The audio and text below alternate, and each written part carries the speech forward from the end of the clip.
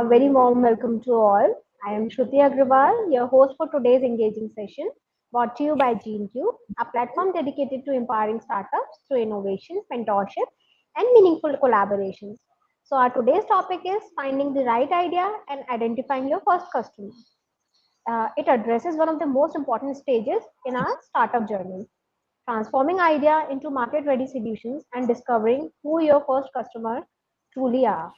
We are joined by Mr. Satyendra Kumar Singh, a career strategist, business mentor, and academic advisor who has mentored over 100 startups and counseled more than 5,000 students. He has worked closely with institutions like Entrepreneurship Development Council, Lucknow Management Association, and BBD University, and guiding founders and professionals towards sustainable growth and innovation. Mr. Singh is also a published author of three poetry titles, a motivational counselor, and a trainer known for his practical insights and inspiring approach. We are truly honored to have him with us today to share his expertise on how startups can validate ideas, identify their first customer, and build a strong foundation for growth. So, without further ado, let's welcome Mr. Satyendra Singh. Um, Hello, sir, and over to Oh, you. okay, thank you so much, Shrutiji, and very good evening to one and all present here. If permitted, may I go bilingual? If Shrutiji, may I go bilingual? Yes, sir, we can go Uh, bilingual. Okay, wonderful, wonderful, wonderful. Um, it has always been, if you move across India, you will find many of the youngsters, the Gen Z kind of people, they are actually going for startups. And like right now I'm in China. Again, these people also find like India is doing something new, something fresh in the field of startups. And also India is now known for startups. uh, but there is one fundamental difference. You always need to understand the difference between startup and difference between a business idea. A business can be like anything that is already prevalent in the market, in the environment. It can be in a routine affair. It can be anything that you like to see. Okay, but the fundamental thing is you need to identify the problematic areas. Problematic areas means like uh, suppose you're just traveling, right? You're just traveling, and you find some people who are not very acquainted with the ticket booking. Maybe they don't use the apps, right? They're not very well versed of using the apps. So how can they be you brought into that periphery of the apps? uh, Another example can be like some patient wants to visit a doctor, but he is not able to find a particular doctor in a particular locality. Okay, so that's a problematic area. You find doctors, okay, you find doctors everywhere, but if you want to find a specialist doctor in a particular domain, in a particular area, at a particular time, so that is what, that is a problem. Okay, so you have to start with the problem. Now, what is a common scenario why you must have heard like most of the ideas or most of the startups actually fail? They fail because they just come up with the idea. One fine morning they wake up, they got okay, my friend has done this thing, they are making good money out of it. Okay, I can also do this. Okay, and that then it becomes an idea. It is not actually, ideally it's not solving any problem. Let me tell you, quote one example. One of my mentee, right, one of my startup mentee, she was from US, right? She was a data scientist. And she actually, after post COVID, everywhere, the traumas were there, people were so afraid. So it was based on data collected throughout the earth, throughout the planet. They wanted to, like, she wanted to figure out if there is any probability or possibility of a pandemic or epidemic kind of thing to happen. So that was a very brilliant idea. That was a brilliant idea. But when she approached me, like, my question was, have you ever visited any hospital? Have you consulted any doctor for this matter? Okay. So have you collected some data on it? So probably she was not able to answer. Okay, this was just because she had the idea. She was actually from a very techno background, data scientist, much acclaimed portfolio nowadays. So she could obviously have the access to the real time data going across. She could filter the data, analyze the data, and she could always tell like how much the probability of some new kind of virus or bacteria coming up. So that was very fantastic idea. After hearing my idea, she approached some of the big hospitals in India. Okay, I'm not going to take the names, right? And their main concern was not about a new pandemic or epidemic to happen. They were more concerned about the schedule management of their staff and a nursing home, nurses, the ward boys, the doctors, the patients' appointment schedules. Okay, these were not actually happening properly. They had the application, they had the software, they had the websites, app, everything in place, but that was not actually working for them. So their main idea was not about the pandemic or something of this sort to happen. It was like a very basic thing that they wanted to serve. So we figured out, like we sat together. She went to a couple of hospitals, brainstormed with the people, leaving her idea of having the early sensing of these kind of epidemics to happen. But again, now she came up with another project wherein the schedule management was properly to be done, it was to be monitored, and every stakeholder was keeping an eye on it. Even the nurses and all those staffs were supposed to have the app installed in their mobile. So this is not about this is about a problem.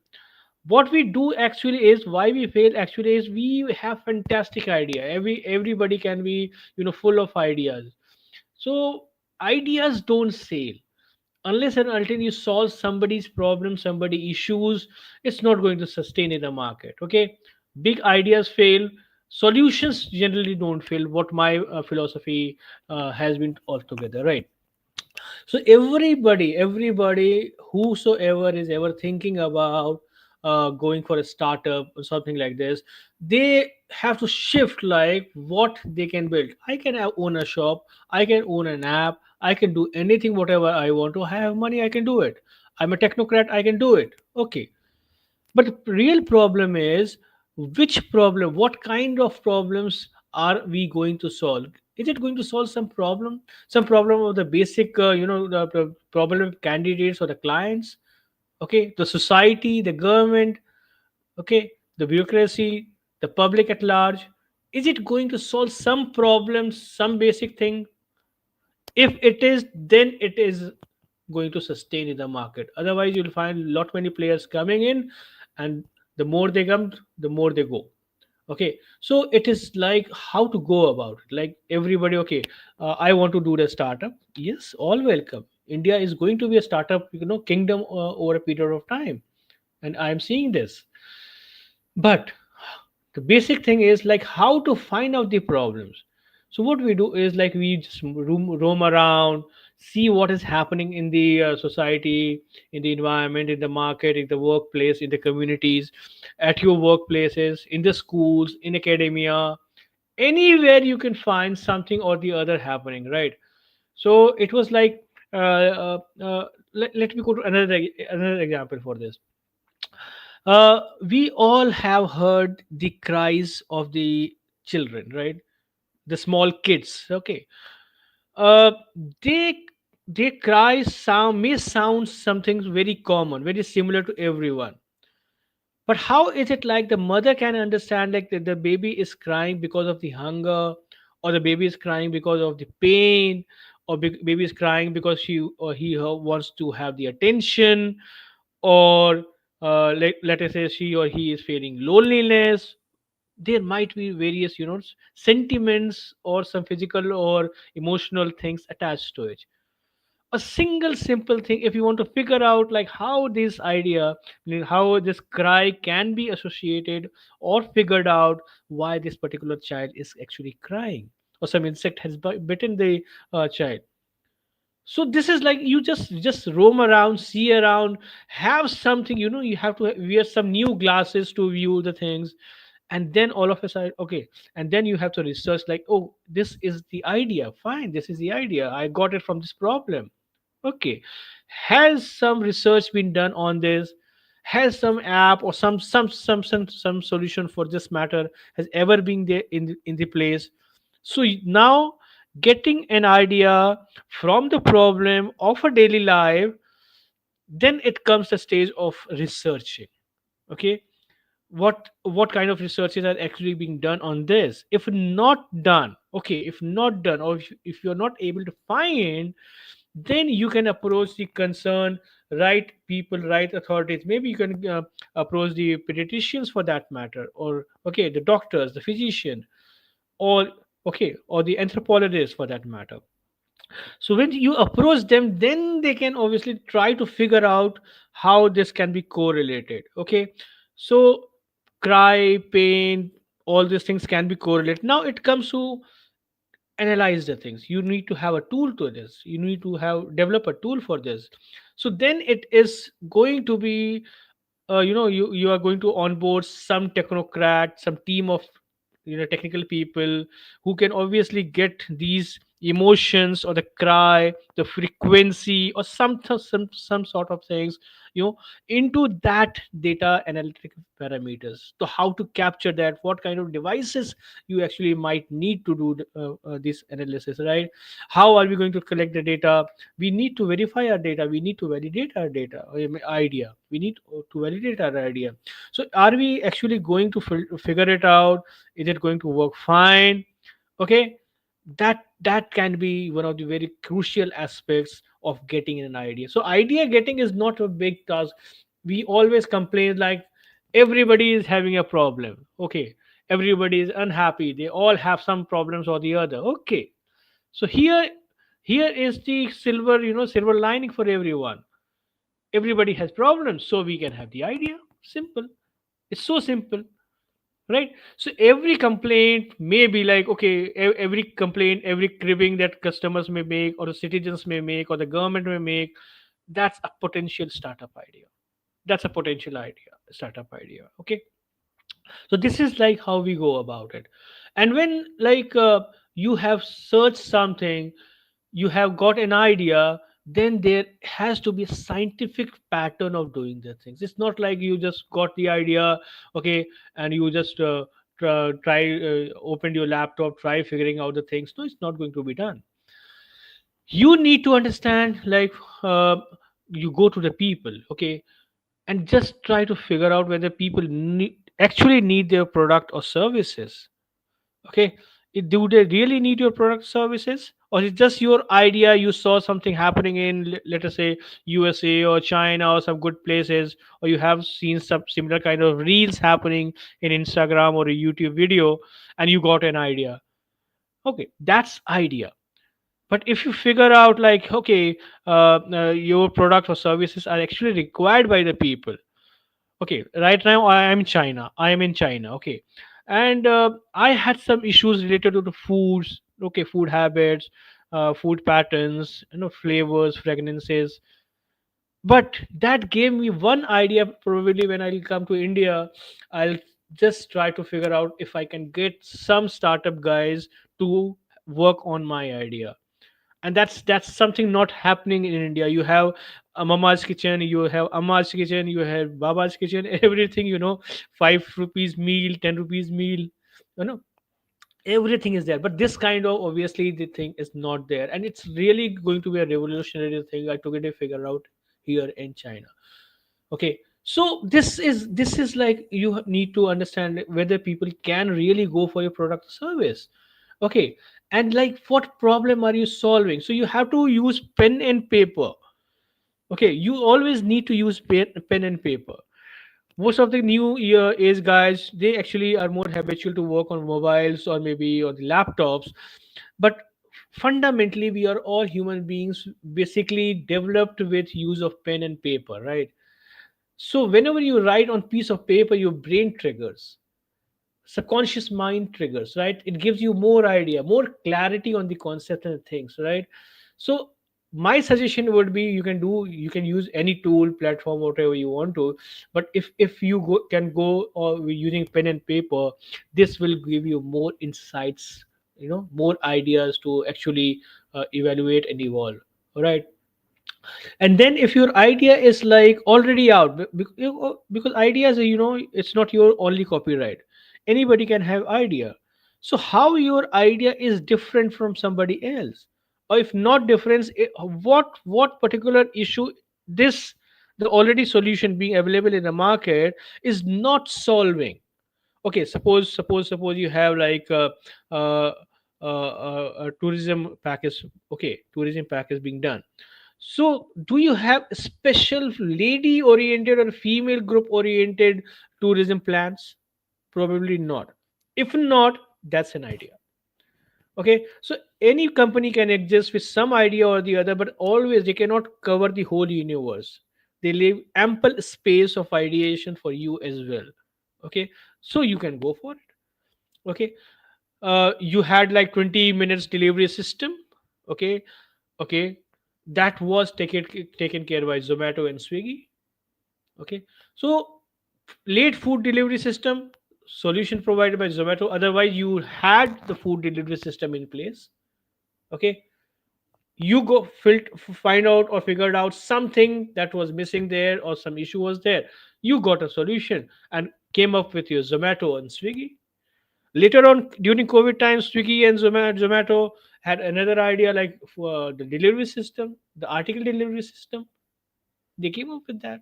So every now and then, ideas are so abundant, readily available. The only thing that we need to do is we have to open our eyes, ears, and all the senses, and just at the moment of click, anytime the idea can click, but you have to go in a structured manner. That is the suggestion from my side. Okay.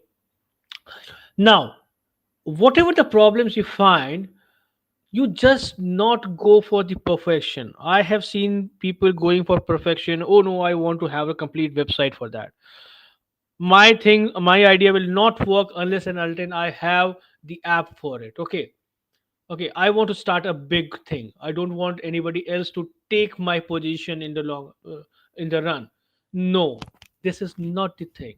You have to take baby steps. You have to be so simple that anybody can use it, right? You must have seen different instant messaging apps, messaging apps. You have WhatsApp, you have, okay, Telegram, and all those things, right? Why people actually go for WhatsApp? It's so simple, so elegant to work and use, right? So you have not only to convert the pain areas into solution concept, but you have to go for the simplicity, value addition for the customer. And it can be, the customers can be of any domain, any demographics, any locations, right? So you have to figure out like how simple are you going to make the uses of everything, right? So there is a very important concept, ease of use, EOAU, ease of use, right? So how customers perceive your app or your problem solution approach: simple, easily approachable, faster, cheaper. You have to have parameters like how your problem is a better solution to the problem is much better than what you find in the market, right? So ideation is one thing, simplicity is always a second thing, right? But it's very important.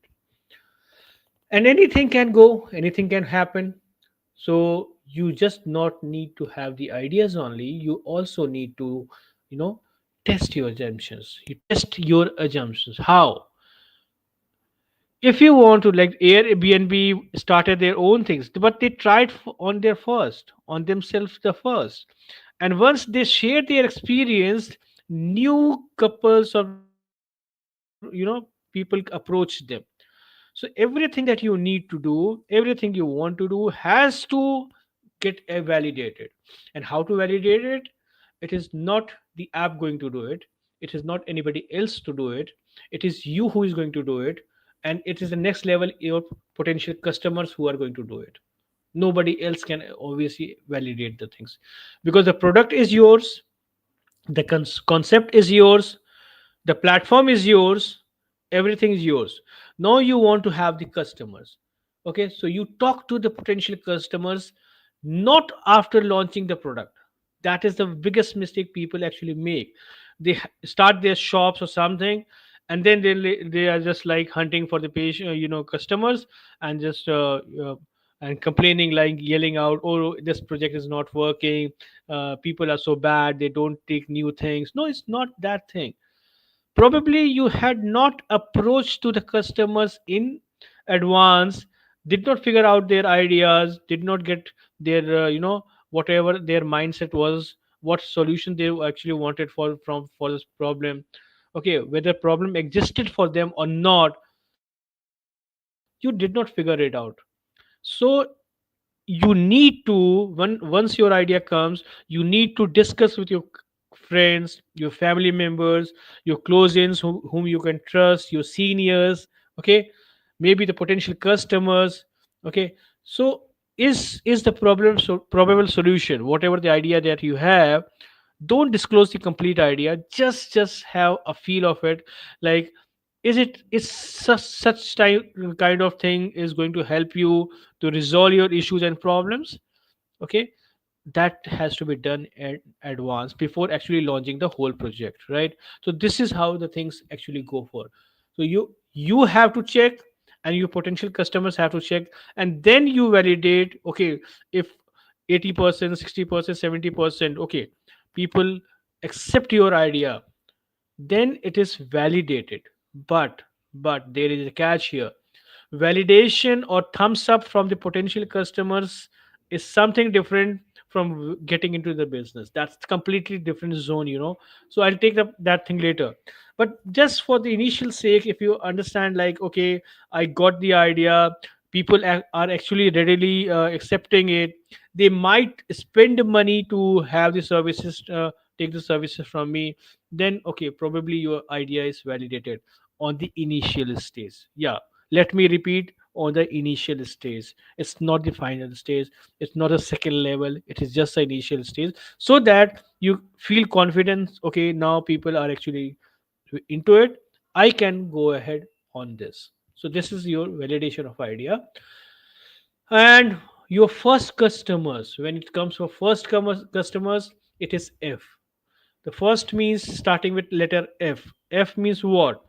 It may be your family members, it may be your friends, or it's like I'm going very blunt, maybe the fools, F for fools. So how to identify the first customers? Don't ever go for targeting everyone initially, right? Don't target everyone. You have to target a particular segment of the population. Okay, particular segment of the population. Suppose you want to start, let us say, a beauty parlor kind of thing with some innovative ideas, some innovative concept. Okay, my concept is that I want my beauty parlor to be open 24/7. Maybe that's an idea. Most of the beauty parlors are actually open 9, 10, 11 o'clock, close by 6, 7, 8 in the night. Maybe not opening on certain days. You can figure out, like, I'm going for 24/7. Okay, now, are you going to open the mic, visit everybody you come across and share your idea? No. Probably if you are opening 24/7, it will be the office goers, okay, who don't find time during the daytime. Okay, maybe the house ladies, maybe the schools going students, or maybe the new generation people who actually have the late sleep cycle. They don't go early sleeping, 8 o'clock, 9 o'clock, or 10 o'clock in the night. They work for till 2 a.m., 3 a.m. So they just want to chill out. Okay, let's go to a beauty parlor, have massage, have facials done, come back. So now who are you going to target? Not everybody. Gen Z kind of people. Okay, the people who actually work in the daytime. Okay, they don't get time to go to the beauty parlor or something. Or the people who are studying, they go to schools or the colleges. Finally, in the evening they go for the tuitions and all. Okay, coachings, and then they hardly find time for themselves. So this is how you have to figure out a small specific group, instead of targeting everybody. And that is how you can approach, right? So each means each every person you approach, they may take the idea as very good, or they may take the idea as a vague.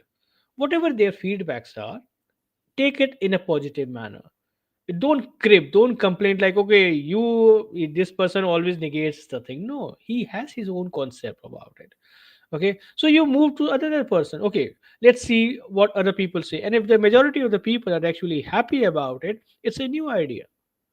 Okay, so now converting those people whom you have interacted into your first customers is a big challenge, and it's very easy as well. Okay, it's very very easy. When you approach them, you just take exchange the contact details with each other. And whenever you are actually launching the project, you obviously give an initial discount or some initial offers to them, or maybe a free, completely free 100% trial version on it. And they'll be your first customers, right? They'll be your first customers to validate your actual product we have served to them, right? So that was the idea, now it is the product. Okay, so this is how you should identify your customers. I have seen many people doing blunders. They open the things, they have their own things started, and later they complained like, no people are coming, no customers are there, we are just, we are trying to do SEO. They come up with this thing, SEO is not working. Then they'll take certain agencies to services of agencies, that not working, then they'll go for influencer branding. So they're just doing the hit and tries. No, it's not that way. Okay, so there, for this matter, for understanding of these concepts and everything, probably you need mentors. They are so experienced about these things, they can always guide you about it. Okay, otherwise normal people, they have the idea everybody is Gyanchand and Raichand in India. Most of the people are Raichand and Gyanchand, what we call as राय देने वाले बहुत हैं, ज्ञान देने वाले बहुत हैं, लेकिन एक्चुअली आपको इम्प्लीमेंटेशन कैसे करना है, you have to have it from the right person. Okay, who have this kind of experience into it. And then, like, whatever the people you approach, you have to have a database of them, right? Like, you approach Ria. Okay, she age is 24, she's a school student or a college goer or some into some job. Okay, so you have to figure out the whatever the information you can have, and then you can analyze like what kind of services you can offer to that particular person. And suppose Ria is like of 24 years, then obviously in her families she must be having certain siblings, she must be having, the parents. So now you can figure out, okay, Ria 24 years, can we approach her mother, can we approach her father, who else can we do it? So it's not about creating the persona or personal information of a customer, but it's also can give, an idea like how further you can escalate your business to the family members, right? This is the idea, like how can you can create the persona, personal details, and then how can you make the solution of yours outreach to more people in the family and their vicinity, right? So this is like, uh, okay, the idea is there, validation has happened, now what? You have to build and test it fast, because once you have whispered your concept to the people, it's there in the air. Okay, your competitors may copy the same thing, may come up with a product of some big giants or big shots, they can also pour in money in the market and try putting a tough contest in front of you. So what you have to do, even if you are small, a very small entity, be confident that first movers advantage is obviously yours. Your idea is definitely going to be validated, your people are going to always recognize for your concepts. But before anybody else comes into the scenario, it's you who has to put the things forth in the market. You have to come with the idea, come with the product and solution in the market first. Okay, then your competitors may come in, big shots may come in, okay, big giants may come in finally. Okay, fine, but later on obviously you can have a good value of your things. You can obviously they can you can merge with the big projects. That's something different. But you will always be having the first movers advantage. First mover advantage is always very good to happen, right? Okay, so that is it how you have to do it.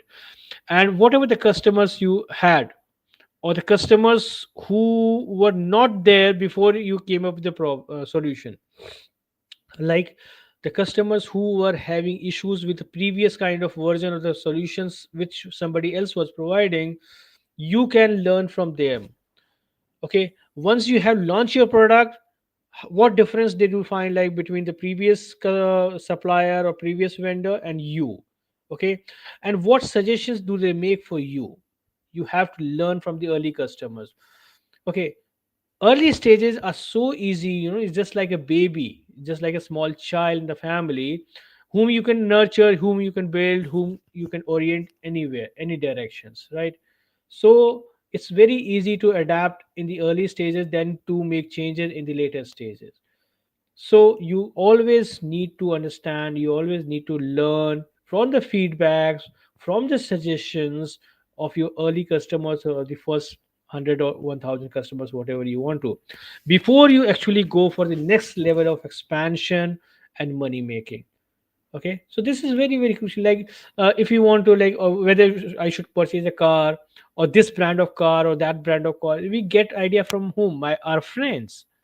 Okay, our family members. There are some people whom we interact the first time, matlab every time. Okay, so before getting into a big deal, big analysis into what kind of car we should purchase, we actually connect with early people who are within our vicinity, so they can be your early suggestion makers, right? Similarly, the people who are actually taking the services of yours or the product of yours, okay, and they have joined you in a very early stage, you can always rely on them. They have seen your journey, they have seen you started, they have a very emotion when a good emotional connect with you, they want you to rise and excel. So their feedback is very important. Okay, so you can always learn from the early customers. And feedback mechanism, for that matter, is all round process, all the year process, all season process, right? So you should not stop getting the feedback and suggestion from your customers, but learning from early customers help you in what? To redesign the whole concept altogether, which is a difficult task to happen or to undertake when you are at stage 2 or stage 3 or stage 4. It's not going to be an easy task. Okay, so it's better to learn early and adapt early. Okay, so you have to learn, you have to make the necessary changes, and this is how we grow. This is a very basic human cycle, project life cycle, startup cycle. Everywhere you find the same thing happening. You learn, you if you need to shift the focus, if you need to reorient the things, do it. This is not wrong, this is not a failure, this is the evolution. This is the evolution. Okay, so if it's like an ant is moving, right? You just put a hand in front of the ant, she'll try to move up or she'll try to change the path. Okay, so it's not like she has been defeated or she's a failure. No, she knows the goal and she's just taking another route to reach the goal. So it's simple. Learn, private, and grow. This is the basic crux of any business to happen. It's equally applicable in all the domains of your life, including the startup or the business that you are actually going to have. Okay, so learn, pivot, and grow. And ultimately, it's always about, nothing goes random. Ideas can come random, but they have to be, associated with some solution to the problems that exist in the environment, in scenario, in society, in the universe, in planet. Okay, okay, next is like, you have to validate your ideas before building the whole concept and platforms and app, or investing so much of money. No, money, time, everything is so scarce. So resources are very scarce, so you cannot just put anything and everything just because of you had an idea. You need to validate it. And how to validate it? You have your friends, your seniors, your colleagues maybe, or some technical people whom you consider to be well equipped, knowledgeable. You can approach them, validate your concepts, check with them. If you provide, or if you come with the solution, are they going to purchase it, or what do they think? Are people going to entertain such a kind of things? You have to figure it out, right? And ultimately, you have to learn fast, you have to adapt, you have to grow, but be ready to make the changes anywhere and everywhere. Flexibility is the crux of whole the startup ecosystem. If you're rigid, somebody else will come in, fill the gap, okay, and kick you out. So it's just a simple concept. All the startups, they go slow, okay. They listen, they go with the people and understand the whole scenario, come up with their ideas, implement the ideas, learn from the failures, but they never should lose their heart, okay. And they should always join hands with some good mentors, some experienced people in the same domain, okay, or similar kind of domain.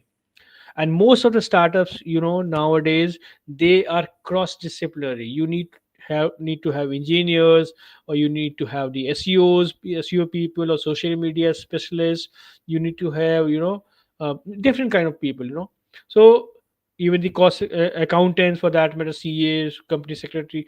You can take services and the ideas from anybody.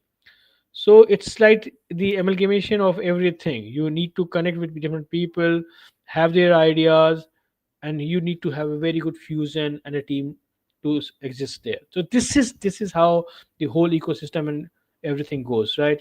So that is all from my side. And definitely, I would like to hear from you. Any queries, any questions, I would love to answer that. Yes, sir. So we have a question from Pankaj. How can founder differentiate between a good idea and a business-worthy idea? Any idea can be good if validated by the customers, okay. Any idea, no idea is bad altogether. If you have the idea, you need to obviously figure out, you have to do the research whether the similar idea is actually happening somewhere or the not, okay. If it is not happening anywhere, then it's a potential thing for you, right? So any idea can turn into a big business only if you move in a proper direction, in a planned manner, in a phased manner, okay. But if you want somebody to move to Mars, okay, but here is the catch. You have how many customers, how many people who are actually willing to go to the Mars? So how to validate that? You need to obviously figure out how many people are actually going to get your products done. How many rich people, how niche people can go for the uh, concept of yours, idea of yours. So it is like how many people. Elon Musk has its own plan. He went to the universe, planet system, but he validated it for certain set of people. Your idea, how many people are going to take? Are people readily going to pay money for it, or they are just doing the lip syncing? No. If they are doing the lip syncing, it's a failure. So you need to have a good population to validate your idea. All the ideas, whether in 2025 or maybe 2025 or maybe 2045, if not working today, they might work in 20 to 2045. There is a right time to do the things, right? So don't get disheartened. Just reorient yourself in case something is not going your way of desires. Change the way, change the pattern, but believe me, no idea is bad at all, unless and until people disapprove it, unless and until it is going to harm the environment or the sentiments of the people, okay. If it is on the negative shade, then it's a bad idea. Otherwise, every idea can sustain in a big way or a small way. Validation is the crucial thing that every founder should take care of. potential customers should approach in advance. Okay, suppose you are coming up with an accountancy based software. Okay, so you have a tough competition already happening there. You have Munshi software, you have Tally software, you have now AI generated and online tools available. Okay, so how is your product better than that, and are people really going to shift from the existing one to the new one? If they are happy enough to shift, it's a good idea. Okay, otherwise you have to reorient or modify or do some validations, some corrections here, so that you can always lure the customers. Customers are loyal, but they don't shift so easily, and once shifted, they become loyal to you. So how are you going to make the loyalty shift from of the customer from the existing competitors to your product is the crucial thing that you need to take care of. Yeah. And so we have, as we talked about the validation of idea. So what are the effective ways to validate an idea before investing our time and our money? Validation actually means like, who are your customers, who are actually going to pay for it. Your idea may be good. You can you can launch a rocket to move to the moon. Okay, technically it's good. Scientific scientists may all applaud, society may applaud, but who is going to take the services? So it is the customer who is going to pay, has to validate. Nobody else can ever do it. Technically, okay, emotionally, all validations so far so good, accepted. If validated by payments and money, then it is done. Otherwise, it's all superficial, all applauds, nothing else. I'm very blunt on it. Yes, sir. Very true. And I guess here we will end our session. So thank you so much, sir, for such an insightful and inspiring session. Uh, your session on finding the right idea and connecting with early customer has given us really every founder inspiring story and has a clear sense of direction and purpose. So on behalf of GeneCube and everyone present, we sincerely thank you for sharing your time, experience, and valuable insights that will surely help our startups strengthen their journey from idea to execution. We look forward to hosting you again for more such meaningful and impactful sessions. Thank you once again, and thank you to everyone for being part of today's event. Okay. Thank you so much. Thank you so much. And looking forward to have more sessions with you guys. Thank you. Likewise, sir.